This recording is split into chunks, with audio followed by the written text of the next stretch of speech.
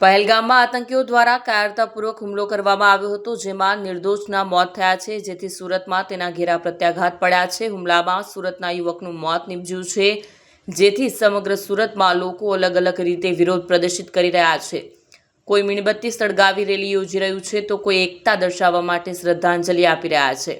કાશ્મીરના આતંકી હુમલાના વિરોધમાં ભાગળ પર વિરોધ પ્રદર્શન યોજાયું, જેમાં લોકો બેનરો સાથે ઉતર્યા હતા। તેમણે લખ્યું કે વિશ્વગુરુ નહીં ચાહીએ, દેશ કી ઇજ્જત વાપસ ચાહીએ। જેના પગલે પોલીસ દોડતી થઈ ગઈ, ક્રાઇમ બ્રાન્ચ પણ પહોંચી ગઈ હતી અને વિરોધ પ્રદર્શન અટકાવવાની ફરજ પડી હતી।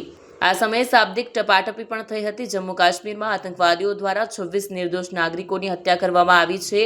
આ અમાનુષી કૃત્યના વિરોધમાં સુરત શહેર કોંગ્રેસ સમિતિ દ્વારા મૃત્યુ પામનાર લોકો માટે શ્રદ્ધાંજલિ અર્પણ કરવા માટે કેન્ડલ માર્ચનું આયોજન કરવામાં આવ્યું છે। આ કેન્ડલ માર્ચ યાત્રા દિલ્હી ગેટથી શરૂ થઈને સરદાર વલ્લભભાઈ પટેલની પ્રતિમા સુરત રેલવે સ્ટેશન સુધી જશે। આજરોજ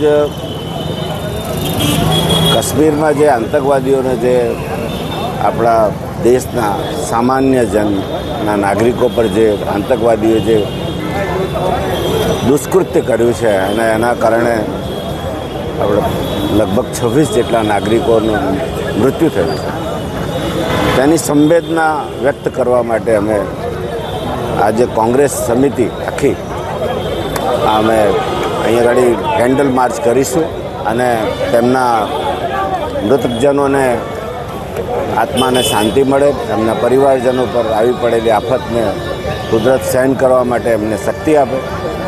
અને આ સરકારને એક જ વિનંતી કરીશ કે જે રીતે એ પોતાના જે આ કૃત્યોને છાવરવાનો પ્રયત્ન કરી રહ્યા છે તે ના થાય અને ખરેખર જે દોષી હોય તેને ધરપકડ કરે અને પકડવામાં આવે અને એની સામે કાર્યવાહી કરવામાં આવે, કડકમાં કડક કાર્યવાહી, જે પણ કરવું હોય તે કરે, પણ એની સામે એમને જે નાકામી છે તે છુપાવવાનો પ્રયત્ન ના કરે। પહેલગામમાં થયેલા આતંકવાદી હુમલાને સખત રીતે વખોડીએ છીએ। નિર્દોષ લોકોના જાનો ગયા છે અને આતંકવાદીઓએ જે પ્રવૃત્તિ કરી છે એને સખત રીતે કચડી નાખવામાં આવે અને નિર્દોષ લોકો જે પ્રવાસમાં ગયા હતા એવા નિર્દોષ લોકોની જાન ગઈ છે, જેને અમે શ્રદ્ધાંજલિ અર્પીએ છીએ અને આ હુમલાને સખત રીતે વખોડીએ છીએ અને આ આતંકવાદી હુમલાખોરોની સામે સખત રીતે કચડી નાખીને સ્ટ્રાઇક કરે એવી ભારત સરકારને અને વડાપ્રધાનને અમે વિનંતી કરીએ છીએ।